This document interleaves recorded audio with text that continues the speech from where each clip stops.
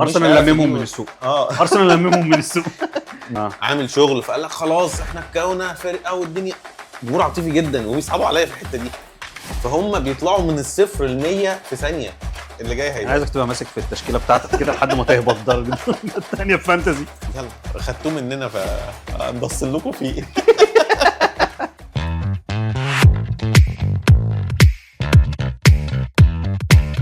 اهلا وسهلا بيكم في حلقه جديده من برنامج كوره كاستر، برنامج الامتع الاروع الاعظم على الاطلاق، او احنا بنتمنى يكون كده في يوم من الايام. جاهز؟ جاهز يا حبيبي. ماشي. انت جاهز؟ لا. ونبتدي اولى فقراتنا بيه ايه يا حاج؟ عملت ايه؟ انا عملت كل خير. سيبك من كابتنتي مين؟ انا كابتنتي مين؟ كابتنتي المجنون ريشارلسون. بتهزر؟ هو يا عم ماتش على ارضهم وقلت هيكسبوا بقى اتلموا واحد اتلبوا وخلصت خلاص. ده ما عملوش حاجه، جابك الارض. عملوا الفرقه كويسه وفرقه جايه وهينافسوا، طلعوا ضايعين خالص. توتال كام؟ انجز. لا مش هينفع دي اسرار. لا. والله مش هينفع. قول توتال كام عشان انا 38 نقطه. 38 بالكابتنه بكل حاجه. بالماينس؟ بالماينس بكل حاجه. انا يا باشا بالكابتنه بكل حاجه بماينس 8 جايب 41. انت الكابتنه يا عم اللي انقذتك. انت كابتنت مين؟ بويم والشيخ. ده انت حظك بركه. بس على فكره حظك وحش. الهلال ضيعت، هو عمل فرص حلوه كتير. يا نهار ابيض، انا اتفرجت على الماتش كنت بعيط. لا عمل فرص فظيعه حلوه. مشكله انا ده اللي بتكلم فيه. مانشستر فرقه تقيله جدا، بس مشكلتهم في الفينش. ليه ما بيفنشوش. جايب 3 مهاجمين جداد، عايز ايه تاني؟ ما بيفنشوش وكونيا اتصاب. انا كان عندي كونيا. انا جبت يا عم تيجاني رايندرز، وجبت ايزي، وجبت جوكريس. ماشي. ما عملوش ولا حاجه. انت اللي عملت فينا كده. انت اللي عملت فينا كده. انت عارف اللي جايب لي نقط مين؟ امبويمو جايب لي 20، وجواو بيدرو جايب لي 9 بس كده من ال41، والباقي كلهم واحد واثنين وثلاثه. واحد الجوله صعب. كيلر اللي قلت هيجيب لي 5 نقط ولا 6 نقط، جاي فيه جون في الحاجه 80. كنت هتشل. كيلر ده بتاع برنتفورد. جاي فيه جون. يا لهوي، السنه دي الفانتازي صعب. صعبه قوي يعني. اصابات برضه، لعيبه غريبه في اوقات غريبه في بدري في الماتشات، مش يتصابوا بعد الدقيقه 60. يتصابوا في اول 10 دقايق. انا قلت هحافظ على كونيا ومبويمو، انا واثق فيهم. اللعبه كلها بتتصاب في اول الشوط، في اول شوط وفي الاول بدري قوي. هو في التسخين انا مش عارف اللعيبه كلها صليبه وكوناتي. صليبه كل انا مش عارف اللعيبه دي ما حدش لمسها. بس كلهم بيخرجوا. الموضوع ده صعب. كونيا بيتصاب برضه، هو ما حدش لمسه. اللعيبه بتتصاب لوحدها. هو دلوقتي في توقف دولي، انا عملت الوايلد كارد خلاص، وبدات المس بقى. والله. بص جبت الواد كلافيوري، الواد ده هيعمل حاجه ان شاء الله. وهشيل ايزي من الموضوع، وممكن اجيب ايزاك صفقه جديده. ما استنى نشوف هيلعبوا على طول ولا لا. اصل تيجي في الموضوع فانت هتديله على طول دي. مش عارف ليه حاسس ان اللي حصل ده، هو ايزاك لعيب جامد قوي، بس مش عارف ليه حاسس ان هيحصل حاجه. الواد ده مش هيضرب. الواد كيتيكي حلو. فهي دي مش فاهم بقى هيلعب ازاي. ما هي دي الفكره انه هينزل حد اساسي، واحد فيهم هيبقى احتياطي، وهيبقى الثاني احتياطي ينزل اخر ربع ساعه. انت عارف انا عارف هيعمل ايه؟ فيرتز مش هيلعب ماتشات اساسي كتير جدا. ليه؟ لا ده هو ده صانع اللعب يا ابني. ماشي. لا اتيكيتي لو يلعب لتحت شويه هو اللي لا ما يغير بين الاثنين. هيبقى غبي لو عمل كده، يبقى غبي فعلا. انا شايف انه انا مش عارف الاثنين مع بعض او الاثنين جايين بارقام كبيره قوي. صعب الموضوع ده. بس كيتيكي مهاجم صريح. ماشي. والثاني مهاجم جامد قوي يعني. هداف الدوري الانجليزي يعني. ده مهاجم صريح وده مهاجم صريح. بوكس. الاثنين بوكسات الصراحه يعني. فالاثنين مش هينفع حد ينزل ورا والكلام ده كله. هو هينزل واحد وهينزل الثاني. بص مش الدفع فيه 150 هيتصاب. انا بقول لك اول ماتش مش هيلعب، هيقول لك مصاب. هو بيتصاب كتير يعني. فانا شايف، بص انا في التشكيله انا هقول دلوقتي اللي انا هجيبه، بس لسه حاجات هتتغير في التوقف الدولي ده. نص اللعيبه هتتصاب يا عم. ما هي دي النقطه. انا تيجاني رايزر هيفضل معايا، جبت القدوس، ومبويمو الشيخ مبويمو هيفضل معايا، صلاح هيفضل معايا، وجواو بيدرو هيفضل معايا. غيرت خط الدفاع كله وغيرت الاجوان كلها. بص فرمت الدنيا. هتجيب مين مهاجم؟ ايه مع بيدرو؟ هتجيب مين؟ جواو بيدرو. انا كنت حاطط بيتو، حاجه كده صغيره. هو بلدينا طلع اشاعه قال لك اتخانق مع المدرب وهو طلع بيلعب. انا قايل لكم الواد جريليتش حلو قوي. الواد جريليتش حلو قوي، هيبقى سوبر ستار بتاع الفرقه دي. انا كنت عايز اجيبه وهجيبه فعلا. هو بيعمل اسيستات بس ب6 فرخيص منه يجي، هو النجم بتاع الفرقه يعتبر. بس الواد بيلعب مبسوط يعني مش مضغوط. انا بالنسبه لي مش هجيبه لان انا جايب السوبر كلهم. ماشي لو معاك فك عايز تجيبه هاته، لو انت معاك عايز تجيبه لو معايا فك، انما انا معتمد على خط النص. الهجوم ماشي، ما هو خط النص بقول لك انا معتمد بلعب 5 خط النص 3-5-2 ولا 3 ماشي 3-5-2 والخمسه سوبر. فانا مش هضحي بجريليتش عشان ايه والله لسه اللي جاي هيبين. انا عايزك تبقى ماسك في التشكيله بتاعتك كده لحد ما تهبط درجه الثانيه في فانتزي، يلعب في سوق الجمعه فاضل لي نقطتين وتهبط خلاص والبس القاع كده اهو بايدي. هبوط محمود خميس في الفانتزي. يلا خير. عندك كلام تاني في الفانتزي؟ لا بقى نستنى بقى نشوف بقى بعد كده. هو في الدوري كده لسه يعني اللي هيظبط. الانتقالات برضو حلوه، في فرق كتير دعمت. استون فيلا عملت انتقالات حلوه، نتكلم فيها في العالميه. نصبر في العالميه ونتكلم فيها. ماشي. وبكده ننهي المجانين فانتزي ونخش على ونبدا فقرتنا المحليه. ايه رايك يا ريس في الفقره المحليه؟ ده احنا دعجانه في الدوري. اول اقالات اهي. مدرب البنك الاهلي ومدرب الاهلي نفسه. ده اتاخرنا فيه جامد قوي والله. مش عارف، انت عارف هو كان ممكن يصبروا عليه شويه، بس الفكره انت عارف تصبر عليه ليه بقى؟ ايه المميز؟ فاكر من اول مره اتكلمنا عليه في كاس العالم قلت لك ما حدش يعرفه غير مامته ومراته. الفكره مش في كده، انا بتكلم ان انت الاهلي استعجل عليه لانه كان فاضل له يوم والشرط الجزائي يدفع له. لا ما هستنى عليه ايه؟ هستنى عليه فين تاني؟ الفكره لا يا عم راجل لعب معايا 7 ماتشات رسميه صح؟ كسبش غير ماتش واحد. ماشي، ما دي مش نتائج يا عم. ده انت معاك اقوى سكواد في افريقيا. ومريم يعني ومريم بتاع مانشستر يونايتد ساكتين عليه بقاله قد ايه يا عم؟ ده موضوع تاني. لا ما فيش بص بره حاجه وقصه حاجه. هم ساكتين عليه لانهم مشوا قبليه بتاع 7. ده مشوا مورينيو ومشوا تنهاج ومشوا سوليتشاير وماشيين ناس كتير جدا. فبيجرب بقى عشان ما عملش حاجه. لا هم عايزين ما عملش حاجه بالنسبه لهم اللي هو بيدوا له فرصه. لا ده احنا مشكلتنا هم نظريه مختلفه عن النظريه احنا عندنا هنا في مصر. ما بنستناش على المدرب. بس الاهلي مش مانشستر. مانشستر هم عندهم هناك منافسه مختلفه وخناقه مختلفه. هنا الاهلي لازم ياخد بطوله. الاهلي لازم يخش في خناقه، لازم يخش افريقيا يوصل نهائي. ده الاهلي جمهور الاهلي مشوا اتخانقوا عملوا على كولر، مع ان كولر جايب 2 افريقيا في بطوله، خسر في ماتش غلطه لا ملوش علاقه بالدافع جابها في نفسه. قال لك يمشي ومشي عشان خسر نص نهائي.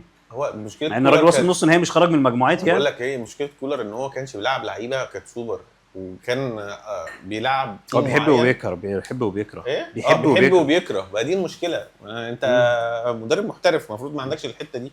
هو انا بص انا عندي وجهه نظر. هم جابوا الراجل ده بتاع الاهلي ده، جابوه في عارف فكره موسيماني لما جابوه كده في وسط الموسم وقال له امسك كده وهينجح والكلام ده كده. كانوا فاكرين ممكن يحصل مع الموضوع ده لان الترشيحات بتاعته غلط، والراجل ده غريب ان هو جه مسك الاهلي وكان ريسكي، فقال لك احنا ممكن ناخد الريسك كده. هو دايما الاهلي كده لما بيجيب مدرب في وقت هو مش متوقع فيه بيجيب مدرب فاشل. انت عارف ان هم برضو رجعوا لروزا تاني، بس مشكله ان روزا محتاج فلوس قويه. طب انت تعرف ان اتعرض على الاهلي وقتها على محمد رمضان لما كان هو اللي كان ماسك ساعتها. اتعرض عليه المدرب بتاع ريال سوسداد كان فري ساعتها وكان موافق يجي الاهلي. لا ما اظنش ان الاهلي هيرفض حاجه زي كده لو هو يا عم محمد رمضان رفض قال له لا. محمد رمضان ليه يرفض؟ هو رفض قال له لا. الاداره هي اللي بتحكم. لا قال له لا مش زينا، مش دي المدرسه اللي احنا عايزينها. ما اعرفش، بس هو روزا لا ما اظنش. الاهلي مش هيرجع حد. احنا عايزين يرجع فايلر كلنا. انا سمعت كلنا عايزين نرجع فايلر. لا احنا مش عايزين نرجع خلاص خلص موسيماني خلص خلاص. الفكره مش في كده، الفكره ان هو الاهلي هو اللي مشى موسيماني بس فايلر هو اللي مشي. وانا سمعت ان في كلام مع فايلر يعني، بس ما اعرفش بقى.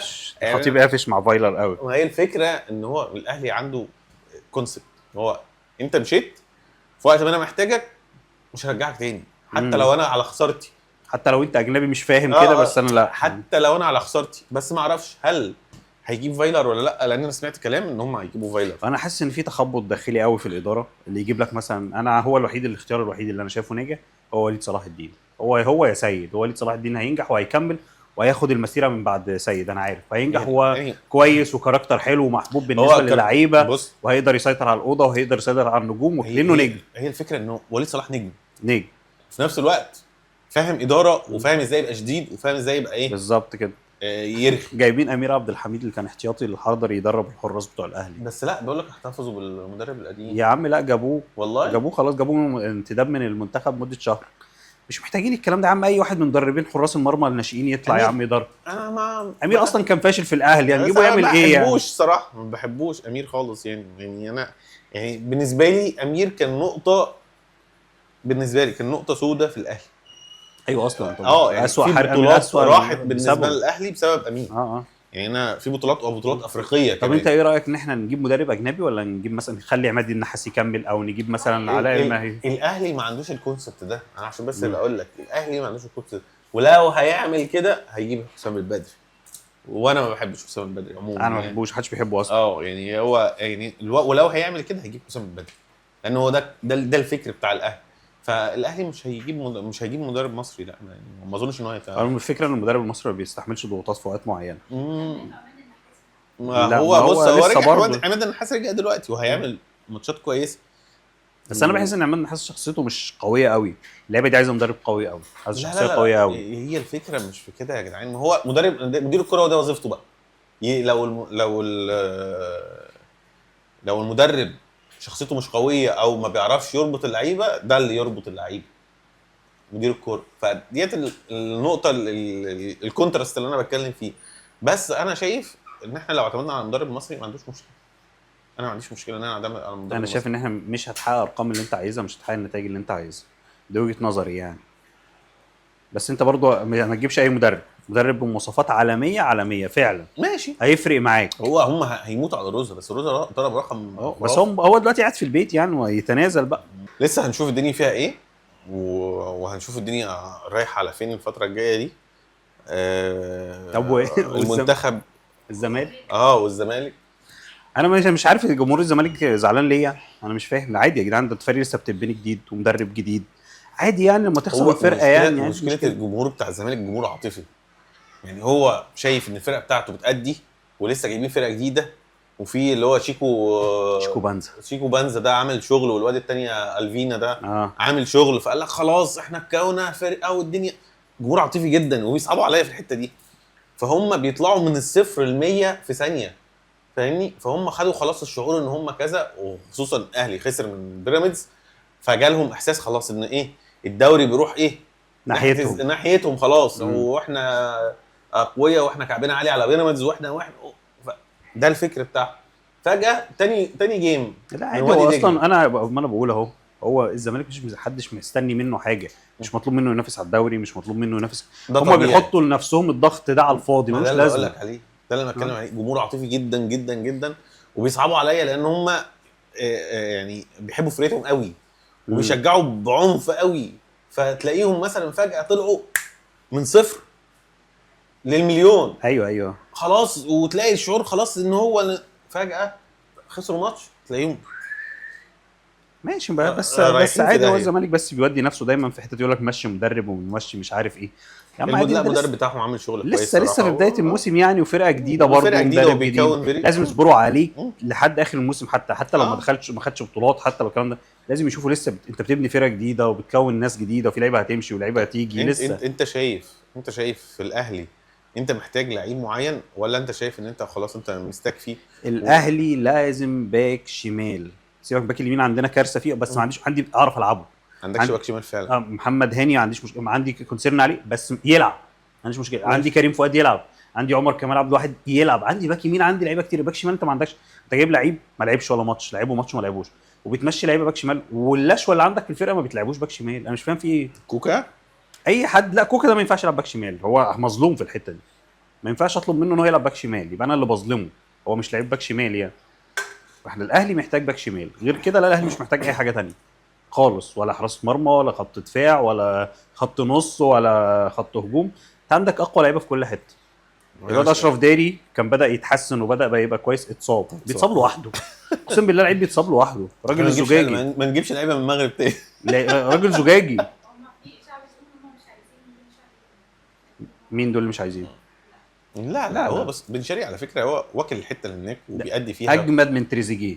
ده حقيقي. ده تريزيجيه بيروح هناك ده عنده كونسيرن على تريزيجيه بس يعني عمل ايه بقى في 7 ماتشات؟ بيلعب بس كل الماتشات يا عم بيأدي برضه. خدناش منه حاجه، خدناش منه غير ضيع كوره كاس العالم. هي يا جدعان يا دي كاس انت ماسكه من ساعه لازم امسكها له، لازم، ده كابتن فرقه. هي النقطه مش في كده، النقطه ان فعلا ان احنا عاملين زي مانشستر يونايتد كده ما بنخلصش الاجوان. يا عم ما تقارنيش بمانشستر يونايتد، مانشستر يونايتد ده في داهيه خالص، ده بايظ خالص. بتكلم كفكر ما ماليش دعوه بالفرقه يا عم ملوش علاقه بفكر. انا بتكلم ان هو احنا بنضيع كتير قوي. يعني انت بتلعب على الهيد، عندك 3 كور ل4 كور الهدود كلها. انا عندي لعيب قوي، انا شايف الاهلي هو اللي ظلمه. مين احسن واحد بيلعب عرضيات في مصر دلوقتي؟ بالسنه اللي فاتت مثلا. على فكره زيزو. هو زيزو. احنا ما بنستغلوش. في الماتش الاخير في ماتش بيراميدز لما راح وينج يمين رفع الكورنر. يا عم ما تسيبه يلعب هناك واستغله في الحته دي. هو زيزو اللي بيرفع. استغله يا عم، هات محمد هاني يمسك ولعبه قدامه، الواد ده هيمسك الجنب اليمين ده يديك اوفرات وعرضيات، بيرفع اوفرات، بيعمل كل حاجه. الناس بتقول لك زيزو ما بيأديش، لا زيزو بيعمل في حاجات في ادوار مش بتاعته، في اماكن مش بتاعته. بيروح يمين وشمال وبيرجع يدافع في الماتش نفسه. مره يلعب وينج شمال، مره يلعب نص ملعب، ومره يلعب مهاجم، مره يلعب وينج يمين. ايه يا عم في ايه ده؟ يعني انا شايف برضو ان احنا محتاجين مهاجم سوبر. طبعا محمد شريف ده بيرفكتو خالص. بيرفكتو خالص. جراديشار مهاجم حلو، ما بقولش حاجه، بيلعب كره سهله وبيأدي كره سهله ولذيذه هو كويس بس مش عارف، ممكن يكون ما خدش الوقت الكبير ان هو يلعب ماتشات كتير، مش عارف. ومش سوبر، مش هجام، مش زي الواد، مش اصلا انت بتحطه في وسام. ده مختلف، ده مهاجم ما دخلش الاهلي من اكتر من 10 سنين، من ايام فلافيو بقى والناس اللي كانت مرزقه الجميله دي. لا الواد ده كان بيعمل حاجه فعلا محدش بيعرف يعملها اصلا في العالم. كان بينزل يستلم والاستلامه بتاعته بيكون وصل عند الجون خلاص، بيكون وصل عند الجون. يعني بيعرف يعمل فنت بيروح بيها على الجون. انا كان عنده حاجه مميزه قوي، كان بيضغط على كل خط دفاع الفرقه اللي قدامه.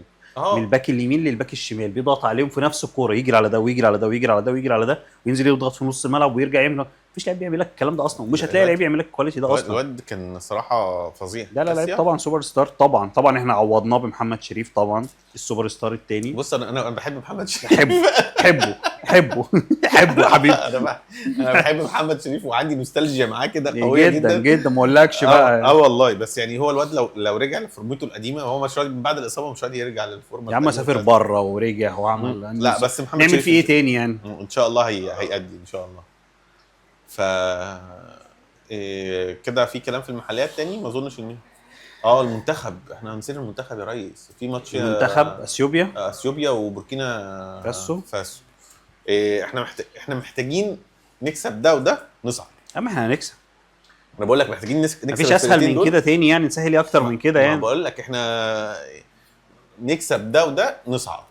هنكسب يا عم، هنكسب اي ماتش فيهم. واحنا على فكره احنا والجزائر والمغرب وتونس اوائل مجموعات. ايوه يا عم، لا السنه دي الماتشات الجايه لو كلنا كسبناها حلوه. تصفيات حلوه وسهله.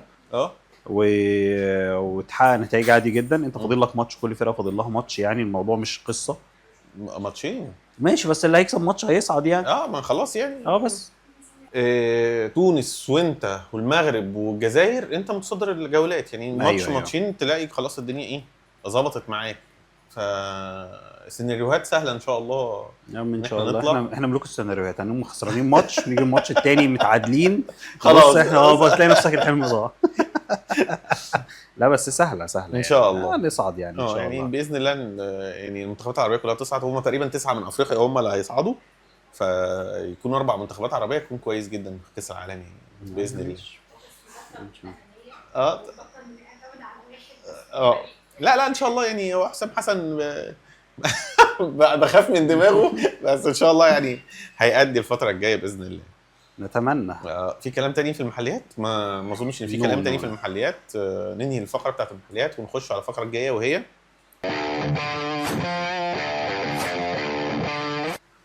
ونيجي اخر فقره يا باشا، واللي هي الفقره العالميه. ونشوف بقى في حاجات كتيره في الفقره العالميه. اولا انتقالات في الاخيره في الدوري الانجليزي.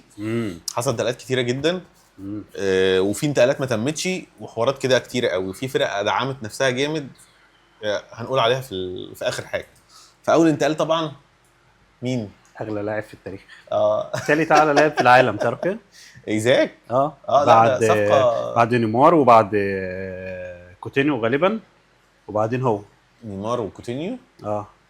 لا ما عندك يا ابني. لا هو اصل ده 22 وده 150 وده 150. ما عندك بوجبا ما جايب ب 150. لا بس باعلانات وحاجات كده. بعيد. اغلى لاعب في تاريخ الدوري الانجليزي. هو كان بوجبا يا ابني. هو لا هو ماشي مش هنختلف، بس ايزاك صفقه قويه فعلا. كان جايب له صوره كده هو قال انت عارف هو رفيع مش عيل فورمه كده، بيقول لك ده 150 ازاي ده. واحد صاحبنا كان بيقول عليه صومالي. صومالي والله عيل صومالي. اما لو ليفر لبسه لا بس هو لعيب الواد سوبر. لا الواد جامد قوي لو الواد متمسك كان عايز يروح كمان. لا الواد صفقه، الواد لعيب يعني. اتمنى ان هو يأدي عشان بص فرط الصرف ده بتاع ليفربول ده بيقلقني. زي ما بيحصل مع ريال دي لما بيصرفوا كتير بيقعوا. ما اعرفش ليفربول هيكملوا ولا هيقعوا، مش عارف. لا والله ان شاء الله يعني يأدوا الفتره الجايه ان شاء الله. بس انت هتعمل عندك مشاكل، هتلاقي لعيب مثلا قعدت جاكبو هيتضايق، قعدت كيتيكا هيتضايق، قعدت زكا هيتضايق. يا اما بقى هتدخل صلاح في المداوره دي.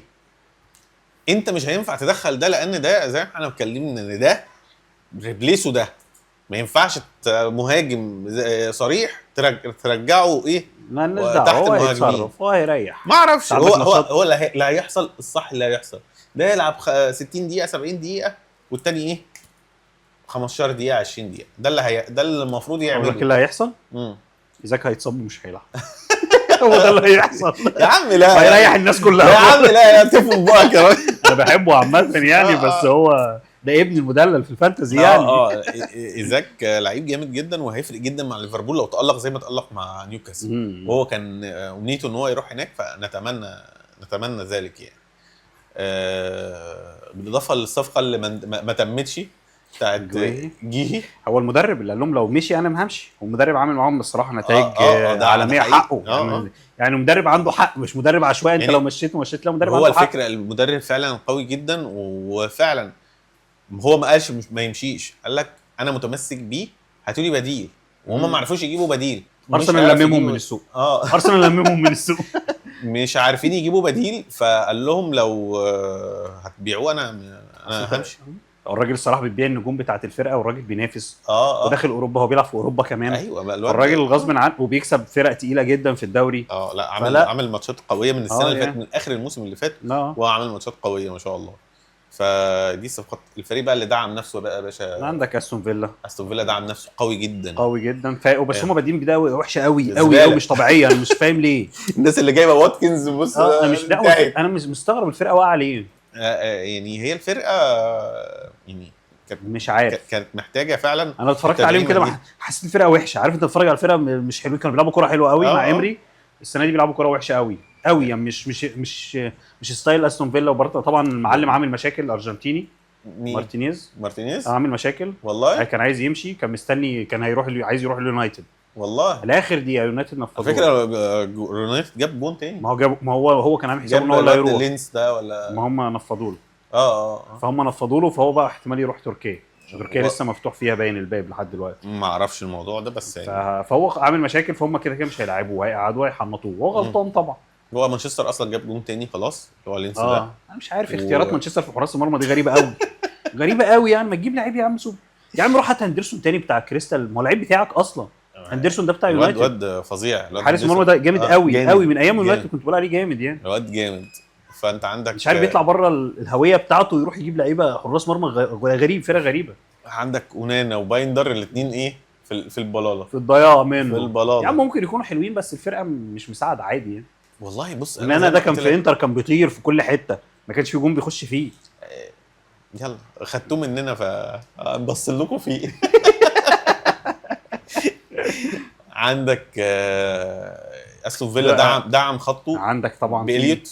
في طبعا احسن تدعيم السنه دي هو ديناروما. ديناروما السيتي. ده اقوى تدعيم احسن حارس في العالم يعني السنه دي. لا ده تدعيم. هم فعلا تحس الفرقه السيتي عندها حراس عامله ازاي. ادرسون مشي راح تركيا. استاديوم قوي قوي قوي قوي على فكره، هيفرق مع الفرقه جدا الواد والله العظيم يا جدعان. بس برضه ادرسون مظلوم يا جدعان، ادرسون قوي جدا ماشي، ما هو اتظلم ماشي يعني مش هم مش دي الفرقه، هم جايبين دوناروما ايه اللي يكمل. بس انا عاجبني قوي ان جوارديولا بدا يفهم مش لعيب لازم يبقى حارس بيلعب برجله. ده عشوائي اصلا ايطالي، كوره هتجيله هيشطحها لهم قدام. عندكم هناك بقى عندك يا عم هالاند اهي. ولا تبني لي ولا ما تبنيليش. دوناروما تدعيمه قويه. عندك استون فيلا زي ما قلنا كده دعم ب3، جايب لوندلوف اللي هو بتاع المدافع بتاع يونايتد، جاب سانشو من تشيلسي، وجاب إليوت من ليفربول. كلهم شراء على فكره. كلهم شراء. واحد انتقال حر، لا الاثنين اعاره. بنيه شراء. بص اعاره إليوت اعاره هيتباع ب 35 بنيه الشراء ب 35. سانشو نفس الكلام. هم اصلا تشيلسي عايز يخلص منه. سانشو اعاره بس ما اعرفش. لا كله بنيه الشراء، كله بيطلع اعارات بنيه الشراء عشان عايز يخلص منه. عايزين نقول الصفقه بتاعت جاكسون بقى يا باشا، واللي حصلت بتاعت تشيلسي. يا لهوي تشيلسي ده فريق ابن لذينه. عمل حركه اللي ما يعرفش يا جدعان. تشيلسي كان قايل لبايرن ميونخ، بايرن ميونخ عرض هو كان راح هناك يعمل عمل اعاره لجاكسون ب 15 مليون. دي اغلى اعاره في العالم اصلا. 15 مليون في الموسم. فجيب في بدايه الموسم قال لهم لا انا عايز جاكسون، هاتولي تاني. ليه ومش ليه، والراجل عندنا وجاكسون مش راضي يجي ومش عارف ايه. راح قالوا لهم كانت الاعاره عباره عن 15 مليون مع امكانيه الشراء ب 80 مليون. تمام. فراحوا قافشين في جاكسون على اساس ان هم ايه حابينه. فلما التانيين رفضوا قالوا لهم طيب خلاص هنديهولكم اعاره ب 16 مليون مع ان انت لازم تشتريه في نهايه الموسم ب 65 مليون. فجاكسون اصلا ما دفعش فيه 30 مليون على بعض. والله مش في اي حاجه. باعوه 80 مليون والدنيا رايقه ومتعشيه معاهم. لا بس هو عمله اصلا. تشيلسي عمل ايه؟ هو راح في الكشف الطبي. ديلاب اتصاب في الماتش بتاع تشيلسي. ايوه. فهو يكلموهم في نفس الوقت قال لهم لا احنا رجعوه لنا. رجعوا جاكسون تاني. جاكسون رفض يرجع. جاكسون قال لهم مش عايز ارجع. بايرن قالوا له خلاص احنا مش هنعرف ناخدك فرقتك. رفض يرجع، قال لهم مش راجع تشيلسي. فتشيلسي قعد يكلموا قال لهم لا. فخلاص هم اتفاوضوا ورجعوا لعيب بتاع ساندرلاند. الواد تشيلسي المهاجم بتاع ساندرلاند باز، ما اعرفش اسمه باز باين. جوي باز. رجعوه وهو دلوقتي خلاص راح بايرن ميونخ. بس انا مش عارف هو راح باز ده كان بيلعب في برشلونه اصلا. انتوا جايبينه تشيلسي جايبه من برشلونه. والله احنا عندنا كتير نرمي كتير فلوسنا كتير. هو اصلا محتاجين 50 مليون تسدوا اللي عليه. 5. بس انا عايز اعرف جاكسون ده راح يلعب على مين؟ هيلعب على هالاند ايه؟ هيلعب على كين؟ لا ما هو اصل كين فانت عندك هيلعب على مين يعني؟ انا مش فاهم الخطه ايه الفكره. ما هو انت عندك كين برضو كبير في السن يعني. كبير مين يا عمي؟ هاته يا باشا، هاته كبير. ده محتاج حد، محتاج عنصر شاب ابن لذينه يعني. لا ده يبدل. فانت جاكسون هيلعب كويس على فكره. جاكسون هيأدي على فكره، يأدي بس مش ب 80 مليون. لا كتير الصراحه. 80 مليون في جاكسون كتير. انا بحس ان في صفقات كده عملوا صفقه غريبه جدا. صفقات كده ما افهمش. ونخش بقى في الجديد بقى. قرعه دوري ابطال، قرعه جميله اللي انت بتقول ريال مدريد ما سهله يا عم. ده هيلاعب السيتي فرقه تعبانه، ليفربول هي اقوى فرقه هتكسبه طبعا. سكور يوفنتوس مش هتكسبه 1-0. يوفنتوس فرقه تعبانه السنه دي، مش قويه يا عم. فرقه مش فرقه قويه. اسمع مني يا عم. ريال مدريد بيحب يلعب الماتشات التعبانه دي يكسبها. يا عم اسكت بقى. ده يعني انت بتتكلم في 3 فرق فعلا سوبر يعني. فعلا اللي مظلوم معانا باريس سان جيرمان في القرعه دي. باريس سان جيرمان هيخش معجنه، هيلاعب برشلونه وبايرن ميونخ وهيلاعب توتنهام. معجنه عادي يا عم. ماشي الناس عشان يتعلم، عشان يعرف يوصل ايه. انت يوصل الادوار عامله ازاي. كلها متدلعه، عندها فرقه ولا فرقتين. هو طبيعي عدد الفرق كتير في اوروبا. اكيد كل الفرق هتلعب لها على الاقل 3 ماتشات اقويه. بس من 8 ماتشات مثلا. مش فطاحل كده. انت لا عادي. يا عم اقل فرقه هتلعب ماتشات. احنا هنلاعب اتلتيكو مدريد وهنلاعب بايرن وهنلاعب انتر ميلان. انت عايز ايه تاني؟ احنا 4 اهو في المجموعه. ماشي. ما دول فرق عيانه. طيب وانتوا عيانين. انتر عيانه. انتر بايرن عيانه. انتر مش واتلتيكو مدريد. يعني انتر زي يوفنتوس. اشمعنى حسبت يوفنتوس ما حسبتش الانتر؟ ده واصل نهائي اوروبا. ده ما دخلش اوروبا اصلا. ايه المقارنه دي يا عم؟ ده اتوكس. باريس هيلاعب. لا هيلاعب فرقه مجموعه. هيلاعب بايرن وبرشلونه. هيلاعب بايرن. هو باريس هو مطحون في كله. باريس. انا عاجبني المجموعه دي عشان انا عايز اشوف باريس وبرشلونه الماتش ده. ايه يعوض ايه؟ احنا ما لعبناش باريس. تعوضي ايه؟ اللي فات بص انتوا بقالكم سنين ما خدتوش دوري ابطال ولا هتاخدوه في سنه. لا صعب، احنا فرقه صعبه جدا، صعب ان انا اخد دوري ابطال. لا الفرقه المنافسه حلوه، رجعت للمنافسه، بس انها تاخد بطوله صعب انها تاخد اخرها. ممكن تسيطر على الدوري الاسباني برضو او الكلام ده كله، بس اوروبا صعبه جدا.